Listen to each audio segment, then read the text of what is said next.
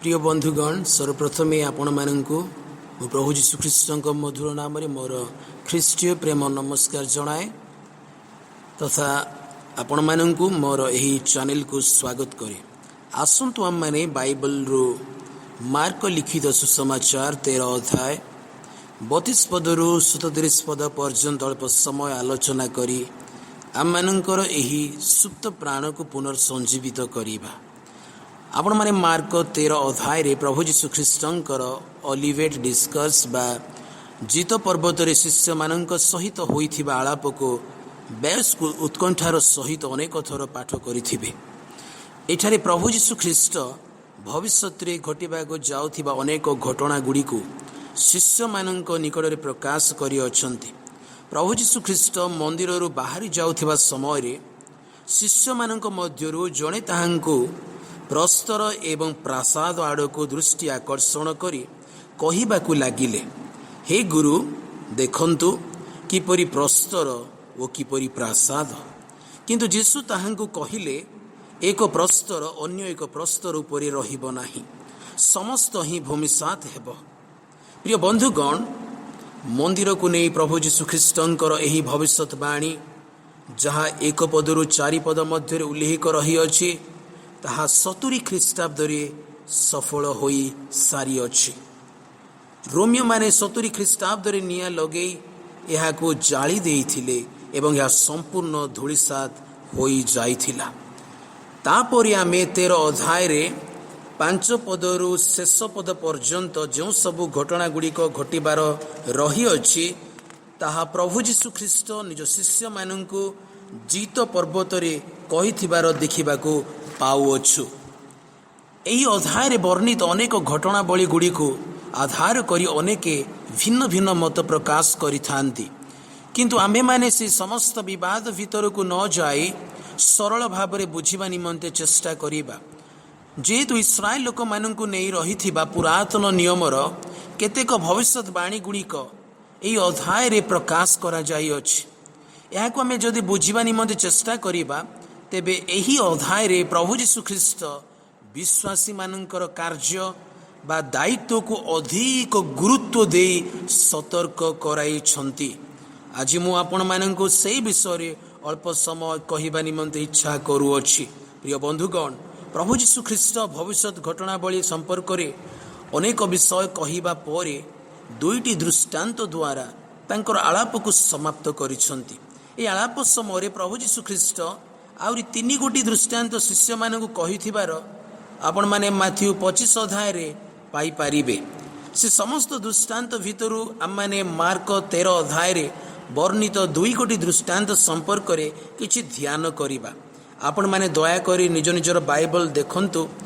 आम माने 13 अध्याय 28 पदरु 31 पद पर्यंत प्रथमे पाठ करिबा।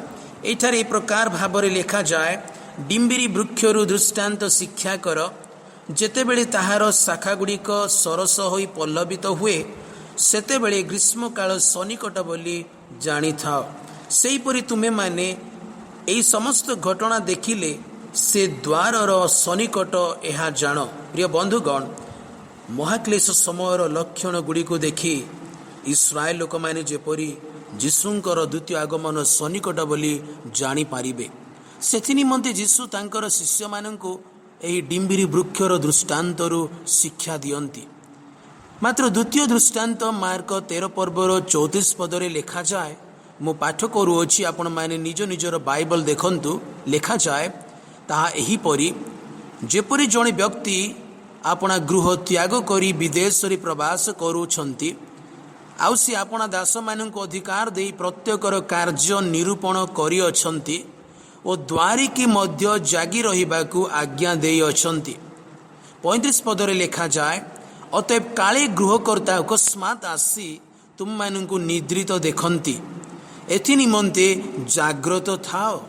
प्रिय बंधुगण ए दृष्टांत द्वारा प्रभु जीशु कहंती जे तांकर आगमन समय रे केही जानी पारिबे नाही, तेणुकरी सदासर्वदा जागी रहिबा निमंते समस्तंकु सतर्क कराई अछंती।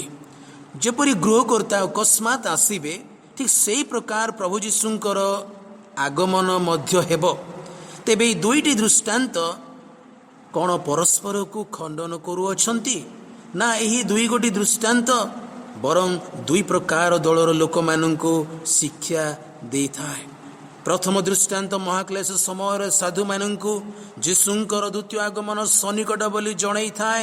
ମାତ୍ର ଦ୍ୱିତୀୟ ଦୃଷ୍ଟାନ୍ତ ସମସ୍ତ ବିଶ୍ୱାସୀମାନଙ୍କୁ ଯୀଶୁଙ୍କର ଆଗମନ ସମ୍ପର୍କରେ ଜ୍ଞାତ ନଥିବା ସକାଶୁ ବରଂ ତାହାଙ୍କୁ ଅପେକ୍ଷା କରି ଜାଗ୍ରତ ରହିବା ନିମନ୍ତେ ସତର୍କ କରେଇଥାଏ। ଆପଣମାନେ ଜାଣନ୍ତି, ଏହି ଜିହୁଦୀ ଲୋକମାନେ ଯେଉଁମାନେ ଯୀଶୁଙ୍କର ପ୍ରଥମ ଆଗମନକୁ ବିଶ୍ୱାସ କରୁନଥିଲେ, ତେଣୁକରି ତାହାଙ୍କୁ ସେମାନେ ଚିହ୍ନ ମାଗୁଥିଲେ, ଯାହାକି ମାଥ୍ୟୁ 12 ପର୍ବର 38 ପଦରେ ଉଲ୍ଲେଖ ରହିଅଛି। ତେଣୁକରି ପ୍ରେରିତ ପାଉଲ ପ୍ରଥମ କରନ୍ଥୀୟ 1 ଅଧ୍ୟାୟ 22 ପଦରେ ଲେଖନ୍ତି, ଜିହୁଦୀମାନେ ଚିହ୍ନ ଲୋଡ଼ନ୍ତି ଆଉ ଗ୍ରୀକ ମାନେ ଜ୍ଞାନ ଅନ୍ୱେଷଣ କରନ୍ତି। ପ୍ରିୟ ବନ୍ଧୁଗଣ, ଅତି ଦୁଃଖର ବିଷୟ, ପ୍ରଭୁ ଯୀଶୁଖ୍ରୀଷ୍ଟ ସେମାନଙ୍କୁ ଜୁନୁସଙ୍କ ଚିହ୍ନ ଦେବା ସତ୍ତ୍ୱେ ଅନେକ ଆଜି ପର୍ଯ୍ୟନ୍ତ ତାହାଙ୍କୁ ବିଶ୍ୱାସ କରନ୍ତି ନାହିଁ। ତେଣୁ ସଦାପ୍ରଭୁ ଯିରିମିୟ 30 ପର୍ବର 7 ପଦ ଅନୁସାରେ ଇସ୍ରାଏଲ ଲୋକମାନଙ୍କର ଅବିଶ୍ୱାସ ଏବଂ ପ୍ରେରିତ ପୁତ୍ରଙ୍କୁ ଅଗ୍ରାହ୍ୟ କରିଥିବା ହେତୁ ଏହି ମହାକ୍ଲେଶକୁ ନିର୍ଦ୍ଧାରଣ କରିଅଛନ୍ତି। ତଥାପି ଏହି ଲୋକମାନଙ୍କୁ ସମୂଳେ ନଷ୍ଟ କରିବା ନିମନ୍ତେ ସଦାପ୍ରଭୁ ଚାହାନ୍ତି ନାହିଁ। ଅବଶିଷ୍ଟ କେତେକ ଲୋକମାନଙ୍କୁ ରକ୍ଷା କରିବା ନିମନ୍ତେ ସେ ଚାହାନ୍ତି। ମାତ୍ର ସେତେବେଳେ ଅବିଶ୍ୱାସୀ ଜିହୁଦୀୟମାନଙ୍କୁ ସମୂଳେ ବିନାଶ କରିବେ। ତେବେ ମହାକ୍ଲେଶ ସମୟର ସାଧୁମାନଙ୍କ ନିମନ୍ତେ କାହିଁକି ଯୀଶୁଙ୍କର ଦ୍ୱିତୀୟ ଆଗମନର ଲକ୍ଷଣ ଜାଣିବା ଗୁରୁତ୍ୱପୂର୍ଣ୍ଣ ଅଟେ? ବାଇବଲ ବିତ୍ ମାନେ କହନ୍ତି, ଯେହେତୁ ମହାକ୍ଲେଶର ସାଧୁମାନେ ଏହି ସମୟର କ୍ଲେଶକୁ ସହ୍ୟ କରିବା ନିତାନ୍ତ କଷ୍ଟଦାୟକ ହେବ, କାରଣ ସେହି କାଳରେ ଏପରି କ୍ଲେଶ ଘଟିବ ଯେ ଈଶ୍ୱରଙ୍କ କୃତ ସୃଷ୍ଟି ଆରମ୍ଭରୁ ଆଜି ପର୍ଯ୍ୟନ୍ତ ସେପରି ଘଟି ନାହିଁ, ପୁଣି କେବେ ହେଁ ଘଟିବ ନାହିଁ, ଯାହାକି ଆପଣମାନେ ମାର୍କ 13 ଅଧ୍ୟାୟ 19 ପଦରେ ଆଉ ପାଇପାରିବେ। ତେବେ ସେହି ସାଧୁମାନଙ୍କୁ ଶେଷ ପର୍ଯ୍ୟନ୍ତ ଧୈର୍ଯ୍ୟ ଧରି ରହିବାକୁ ହେବ। କେବଳ ସେହି ପ୍ରକାର ତାଡ଼ନାରେ ଯୀଶୁଙ୍କର ଆଗମନର କଥା ହିଁ ସେମାନଙ୍କୁ ସହ୍ୟ କରିବା ନିମନ୍ତେ ଶକ୍ତି ପ୍ରଦାନ କରିପାରିବ। ସେ ଲକ୍ଷଣ ଦ୍ୱାରା ତାଙ୍କର ଆଗମନକୁ ଜାଣିପାରିବେ ଏବଂ ସମସ୍ତ କ୍ଲେଶକୁ ସହିବା ନିମନ୍ତେ ଧୈର୍ଯ୍ୟ ପାଇପାରିବେ। କାରଣ ଯେ ଶେଷ ପର୍ଯ୍ୟନ୍ତ ଧୈର୍ଯ୍ୟ ଧରିବ ସେହି ପରିତ୍ରାଣ ପାଇବ, ଯାହାକି 13 ପଦ ଅନୁସାରେ ଆମମାନେ ଆଉ ଏହାକୁ ଜାଣିପାରୁଅଛୁ। ମାତ୍ର ଦ୍ୱିତୀୟ ଦୃଷ୍ଟାନ୍ତ ଅନୁସାରେ ଯେଉଁମାନେ ପ୍ରକୃତ ଖ୍ରୀଷ୍ଟ ବିଶ୍ୱାସୀମାନେ, ସେମାନେ ମାର୍କ 13 ପର୍ବର 33 ପଦ ଅନୁସାରେ ତାଙ୍କର ଆଗମନ କେବେ ହେବ ତାହା ଜାଣିପାରିବେ ନାହିଁ। ତେଣୁ ସେମାନେ ସର୍ବଦା ଜାଗି ରହିବା ନିମନ୍ତେ ଗୁରୁତ୍ୱ ଆଉ ଦିଆଯାଉଅଛି। କାରଣ ଆମମାନଙ୍କୁ ଯୀଶୁଙ୍କର ଆଗମନର କୌଣସି ଲକ୍ଷଣ ଆବଶ୍ୟକତା ନାହିଁ, ମାତ୍ର ଆମମାନଙ୍କୁ ତାହାଙ୍କ ଆଗମନର ଆବଶ୍ୟକତା ରହିଅଛି। ଆମମାନେ ତାହାଙ୍କର ଆଗମନକୁ ପ୍ରିୟ ଜ୍ଞାନ କରିବା ଆବଶ୍ୟକତା ରହିଅଛି। We are not looking for the sign, but we are looking for the Savior who is going to come. ଯେହେତୁ ଆମମାନେ ଯୀଶୁଙ୍କୁ ଯେତେବେଳେ ଗ୍ରହଣ କଲୁ, ସେତେବେଳେ ଆମମାନେ ତାହାଙ୍କୁ ନା ଦେଖିଥିଲୁ ନା ଆମେ ତାହାଙ୍କର ଚିହ୍ନକୁ ମାଗିଥିଲୁ। ତାହାଙ୍କୁ ନ ଦେଖି ଆମେ ତାହାଙ୍କ ସୁସମାଚାରରେ ଆଜି ବିଶ୍ୱାସ କରି ପରିତ୍ରାଣ ପାଇଅଛୁ। ତେଣୁକରି ପିତର ଲେଖନ୍ତି ପ୍ରଥମ ପିତର 1 ଅଧ୍ୟାୟ 8 ଏବଂ 9 ପଦରେ, ତୁମେମାନେ ତାହାଙ୍କୁ ନ ଦେଖି ପ୍ରେମ କରୁଅଛ, ପୁଣି ଏବେ ସୁଦ୍ଧା ନ ଦେଖିଲେ ହେଁ ତାହାଙ୍କଠାରେ ବିଶ୍ୱାସ କରି ଅକଥନୀୟ ଓ ଗୌରବଯୁକ୍ତ ଆନନ୍ଦରେ ଆନନ୍ଦିତ ହୋଇ ତୁମମାନଙ୍କର ବିଶ୍ୱାସର ଲକ୍ଷ୍ୟ ଯେ ଆତ୍ମାର ପରିତ୍ରାଣ ତାହା ପାଉଅଛ। ଭାଓବାଦୀମାନେ ତୁମମାନଙ୍କ ନିମନ୍ତେ ନିରୂପିତ ଅନୁଗ୍ରହ ବିଷୟରେ ଭାବବାଣୀ ପ୍ରକାଶ କଲେ। ଏହି କାରଣରୁ ପ୍ରିୟ ବନ୍ଧୁଗଣ, ପ୍ରଭୁ ଯୀଶୁ ପ୍ରତ୍ୟେକ ବିଶ୍ୱାସିନୀ ମାନଙ୍କୁ 7 ବର୍ଷର ମହାକ୍ଲେଶ ପୂର୍ବରୁ ଏକ ସୁରକ୍ଷିତ ଜାଗାରେ ରଖିବା ନିମନ୍ତେ ଯୋଜନା କରିଅଛନ୍ତି। ତେଣୁ ସମସ୍ତ ସମୟର ବିଶ୍ୱାସୀମାନଙ୍କୁ କୌଣସି ଲକ୍ଷଣର ଆଉ ଆବଶ୍ୟକତା ନାହିଁ। ତେଣୁ ଆମ୍ଭମାନଙ୍କୁ କୌଣସି ଲକ୍ଷଣ ଗୁଡ଼ିକ ଉପରେ ଦୃଷ୍ଟି ଦେବା ନିମନ୍ତେ ସେ ଚାହାନ୍ତି ନାହିଁ, ମାତ୍ର ତାଙ୍କର ଆଗମନକୁ ଜାଗ୍ରତ ହୋଇ ଅପେକ୍ଷା କରିବା ନିମନ୍ତେ ସେ ଚାହାନ୍ତି। ତେଣୁକରି ଏହି ଦ୍ୱିତୀୟ ଦୃଷ୍ଟାନ୍ତ ଆମକୁ କେବଳ ଜାଗି ରହିବା ନିମନ୍ତେ ସାବଧାନ କରେଇଥାଏ। ତେବେ ପ୍ରିୟ ବନ୍ଧୁଗଣ, ଆଜି କିପରି ଜାଗି ରହିବା? ତାହା ଆମମାନେ ଜାଣିବା ବେଶ ଗୁରୁତ୍ୱପୂର୍ଣ୍ଣ ଅଟେ। ଆସନ୍ତୁ ଏହାକୁ ବୁଝିବା ନିମନ୍ତେ ଆମେ ଦେଖିବା ବର୍ତ୍ତମାନ ପୃଥିବୀରେ ମହାମାରୀ କିପରି ନିଜର କାୟା ବିସ୍ତାର କରି ଗୋଟିଏ ଦେଶରୁ ଆଉ ଅନ୍ୟ ଏକ ଦେଶକୁ ବ୍ୟାପୁଅଛି। ଆମ ଦେଶରେ ମଧ୍ୟ ଗୋଟିଏ ରାଜ୍ୟରୁ ଅନ୍ୟ ଏକ ରାଜ୍ୟକୁ ବ୍ୟାପୁଅଛି। ତେଣୁ ସରକାର ଆଜି ସମସ୍ତ ସୀମା ଗୁଡ଼ିକୁ ସିଲ୍ କରି ସମସ୍ତ ପୋଲିସ ଫୋର୍ସକୁ ମୁତୟନ କରିଅଛନ୍ତି ଏବଂ ସେମାନଙ୍କୁ ଜଗିବା ନିମନ୍ତେ କଡ଼ା ନିର୍ଦ୍ଦେଶ ଦେଇଛନ୍ତି। ମନେକର ସମସ୍ତ ପୋଲିସ ବାହିନୀ କେବଳ ଠିଆ ହୋଇ ଦେଖୁଥାନ୍ତେ, ତେବେ ଏହି ମହାମାରୀ ଅଳ୍ପ ସମୟ ମଧ୍ୟରେ ସମଗ୍ର ଦେଶବାସୀଙ୍କୁ କେବେଠୁ ଆକ୍ରାନ୍ତ କରି ସାରିଥାନ୍ତା। ମାତ୍ର ସମସ୍ତ ପୋଲିସ ବାହିନୀ ଆଜି ସମସ୍ତଙ୍କର ଯାତାୟାତକୁ ୱାଚ୍ କରିବା ନିମନ୍ତେ ଅକ୍ଲାନ୍ତ ପରିଶ୍ରମ ବା କାର୍ଯ୍ୟ କରୁଅଛନ୍ତି। ତେବେ ପ୍ରିୟ ବନ୍ଧୁଗଣ, ଜଗି ରହିବା ଶବ୍ଦ କିଛି କାର୍ଯ୍ୟ କରିବାକୁ ବୁଝେଇଥାଏ। ତେଣୁ ଏହି ଦ୍ୱିତୀୟ ଦୃଷ୍ଟାନ୍ତରେ ପ୍ରଭୁ ଯୀଶୁ ଆମ ସମସ୍ତଙ୍କୁ ଜଗି ରହିବା ଅର୍ଥାତ୍ କାର୍ଯ୍ୟ କରିବା ନିମନ୍ତେ କହୁଅଛନ୍ତି। ତେଣୁ ସେ ଗୃହକର୍ତ୍ତାଙ୍କ ବିଷୟରେ କହୁଅଛନ୍ତି, ଯିଏ ଆପଣା ଗୃହ ପରିତ୍ୟାଗ କରି ବିଦେଶରେ ପ୍ରବାସ କରୁଅଛନ୍ତି, ଆଉ ସିଏ ଆପଣା ଦାସମାନଙ୍କୁ ଅଧିକାର ଦେଇ ପ୍ରତ୍ୟେକର କାର୍ଯ୍ୟ ନିରୂପଣ କରିଅଛନ୍ତି ଓ ଦ୍ୱାରିକି ମଧ୍ୟ ଜାଗି ରହିବାକୁ ଆଜ୍ଞା ଦେଇଅଛନ୍ତି। ଏଠାରେ ଉଲ୍ଲେଖ ରହିଥିବା ଜଣେ ବ୍ୟକ୍ତି ଅନ୍ୟ କେହି ନୁହନ୍ତି ପ୍ରିୟ ବନ୍ଧୁଗଣ, ମାତ୍ର ସେ ହେଉଅଛନ୍ତି ସ୍ୱୟଂ ପ୍ରଭୁ ଯୀଶୁ ଖ୍ରୀଷ୍ଟ। ଏବଂ ସେ ଆପଣା ଗୃହ ଅର୍ଥାତ୍ ନିଜ ରକ୍ତ ଦ୍ୱାରା ସ୍ଥାପିତ ମଣ୍ଡଳୀକୁ ବା ବିଶ୍ୱାସୀମାନଙ୍କୁ ଛାଡ଼ି ବିଦେଶରେ ବା ସ୍ୱର୍ଗରେ ପିତାଙ୍କର ଦକ୍ଷିଣ ପାର୍ଶ୍ୱରେ ଅଛନ୍ତି। କିନ୍ତୁ ଗୁରୁତ୍ୱପୂର୍ଣ୍ଣ ବିଷୟ ହେଉଅଛି, ସେ ଆପଣା ଦାସମାନଙ୍କୁ ଅଧିକାର ଦେଇ ପ୍ରତ୍ୟେକର କାର୍ଯ୍ୟ ନିରୂପଣ କରିଅଛନ୍ତି। ଏଠାରେ ଆମମାନଙ୍କୁ ବୁଝିବାକୁ ହେବ, ଯେତେ ଜଣ ଆଜି ଆମମାନେ ତାହାଙ୍କ ହୃଦୟରେ ଯୀଶୁଙ୍କୁ ପ୍ରଭୁ ବୋଲି ବିଶ୍ୱାସ କରିଅଛୁ, ନିଜର କେପାସିଟି ବା ସାମର୍ଥ୍ୟ ଅନୁସାରେ ଏକରୁ ଅଧିକ ଆତ୍ମାଙ୍କର ଦାନ ଗୁଡ଼ିକୁ ଆମମାନେ ନିଶ୍ଚିତ ଭାବରେ ପାଇଅଛୁ। ତେଣୁକରି ପ୍ରଭୁ ଯୀଶୁ ଖ୍ରୀଷ୍ଟ ତାଙ୍କର ଶିଷ୍ୟମାନଙ୍କ ସହିତ ଆଳାପ ସମୟରେ ଅନ୍ୟ ଏକ ଦୃଷ୍ଟାନ୍ତ ମାଥ୍ୟୁ 25 ଅଧ୍ୟାୟରେ କହିଅଛନ୍ତି, ଯେଉଁଠି ଜଣେ ବ୍ୟକ୍ତି 3 ଜଣଙ୍କ ହସ୍ତରେ ନିଜର ସର୍ବସ୍ୱ ସମର୍ପଣ କଲେ। ସେ ପ୍ରଥମ ବ୍ୟକ୍ତିଙ୍କୁ 5 ତୋଡ଼ା, ଦ୍ୱିତୀୟ ବ୍ୟକ୍ତିଙ୍କୁ 2 ତୋଡ଼ା ଏବଂ ତୃତୀୟ ବ୍ୟକ୍ତିଙ୍କୁ 1 ତୋଡ଼ା ଏହିପରି ପ୍ରତ୍ୟେକଙ୍କୁ ଶକ୍ତି ଅନୁସାରେ ଦେଇ ବିଦେଶକୁ ଯାତ୍ରା କଲେ। ଏହି ଦୃଷ୍ଟାନ୍ତରେ ମୋର ପ୍ରିୟ ଭାଇ ଏବଂ ଭଉଣୀମାନେ, ପ୍ରଥମ 2 ଜଣ ବ୍ୟକ୍ତି ବିଶ୍ୱସ୍ତ ଭାବରେ ପାଇଥିବା ବିଷୟକୁ ଆହୁରି ବଢ଼େଇବା ନିମନ୍ତେ ଅକ୍ଲାନ୍ତ ପରିଶ୍ରମ କଲେ ଏବଂ ଅଧିକ ଲାଭ କଲେ। ମାତ୍ର ଯିଏ 1 ତୋଡ଼ା ପାଇଥିଲା, ସେ ମାଟିରେ ପୋତି ରଖିଲେ। ସେ କୌଣସି କାର୍ଯ୍ୟ କରିବା ନିମନ୍ତେ ଇଚ୍ଛା କଲେ ନାହିଁ। ପ୍ରିୟ ବନ୍ଧୁଗଣ, ଆମେ କେବଳ ବିଶ୍ୱାସ କଲେ ଯଥେଷ୍ଟ ନୁହେଁ, ଆମକୁ ଜଗି ରହିବା ଦରକାର। ଅର୍ଥାତ୍ ନିଜର ପାଇଥିବା ଦାନ ଅନୁସାରେ କାର୍ଯ୍ୟ ମଧ୍ୟ କରିବାକୁ ପଡ଼ିବ। ଦୁଃଖର ବିଷୟ, ମଣ୍ଡଳୀମାନଙ୍କରେ କେବଳ କିଛି ଲୋକ ଏହି କାର୍ଯ୍ୟରେ ଆଗ୍ରହ ପ୍ରକାଶ କରିଥାନ୍ତି।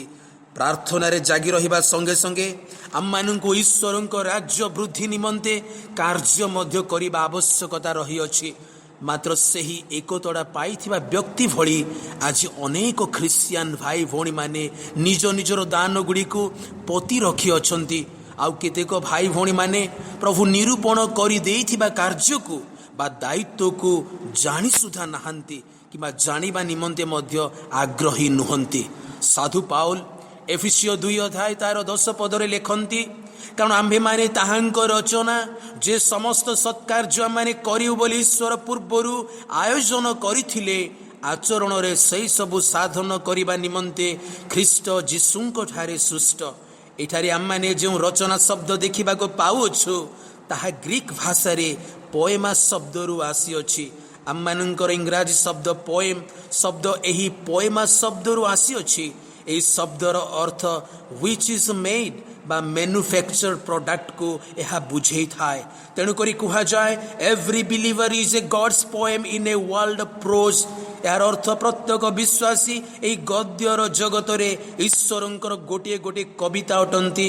ଆପଣମାନେ ସମସ୍ତେ ଜାଣନ୍ତି ଯେ ପ୍ରୋଜ୍ ବା ଗଦ୍ୟାଂଶଟି ସବୁବେଳେ ବୋରିଂ ହୋଇଥାଏ ଏବଂ ବର୍ତ୍ତମାନ ସମୟରେ ଆମେ ଦେଖୁଅଛୁ ଜଣେ ବ୍ୟକ୍ତି ସବୁକିଛି ପାଇଥିଲେ ମଧ୍ୟ ସେ ଆଜି ନିଜକୁ ସୁରକ୍ଷିତ କିମ୍ବା ଆଉ ଶାନ୍ତିରେ ଆଉ ରହିବାର ଆଉ ସେ ମନେ ହେଉନାହିଁ।